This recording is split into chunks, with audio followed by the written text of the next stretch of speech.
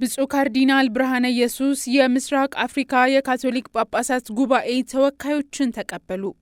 በኢትዮጵያ ካቶሊካዊት ቤተ ክርስቲያን የካቶሊክ ጳጳሳት ጉባኤ ፕሬዝዳንት ብፁዕ ካርዲናል አቡነ ብርሃነ ኢየሱስ በቅዱስ አባታችን ርዕሰ ሊቃነ ጳጳሳት ፍራንቺስኮስ ላውዳቶ ሲ ስለ የጋራ መኖሪያ ቤታችን እንክብካቤ የተሰኘውን አስተምህሮ ተግባራዊ ለማድረግ በአዲስ አበባ የተሰበሰቡትን የአሜሲያ የምስራቅ አፍሪካ ካቶሊክ ጳጳሳት ጉባኤዎች ተወካዮችን በደስታ ተቀበሉ።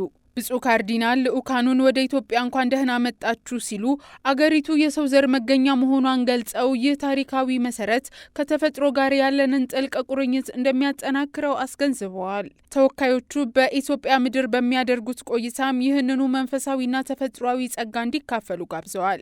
በላውዳቶ ሲ መንፈስ ኢትዮጵያ እያከናወነች ያለችውን የአረንጓዴ አሻራ መርሃ ግብር የጠቀሱት ብፁዕነታቸው ይህም ጥረት የጋራ መኖሪያ ቤታችን የሆነችውን ምድር ለመንከባከብ ካለው ክርስቲያናዊና ሰብአዊ ኃላፊነት ጋር በቀጥታ እንደሚገናኝ ገልጸዋል። የአካባቢ ጥበቃ ለወደፊቱ ትውልድ የሚተላለፍ ትልቅ አደራ መሆኑንም አሳስበዋል። ብፁዕ ካርዲናል ብርሃነ ኢየሱስ በንግግራቸው ማጠቃለያ በአሁኑ ወቅት ሰላም ለራቃቸው አካባቢዎች ልባዊ ጸሎታቸውን አቅርበዋል። በተለይም ለአሜሲያ ክልል አገራት ሰላምና አንድነት፣ በጦርነትና በፖለቲካዊ አለመረጋጋት ውስጥ ለሚገኙት ሊባኖስ፣ ቅድስት ሀገር ኢራንና ለባህረ ሰላጤው ቀጠና ሀገራት ሰላምና መረጋጋት እንዲሰፍን መሪዎችም የሰላምን መንገድ እንዲከተሉ በማለት ጸሎት መርተዋል።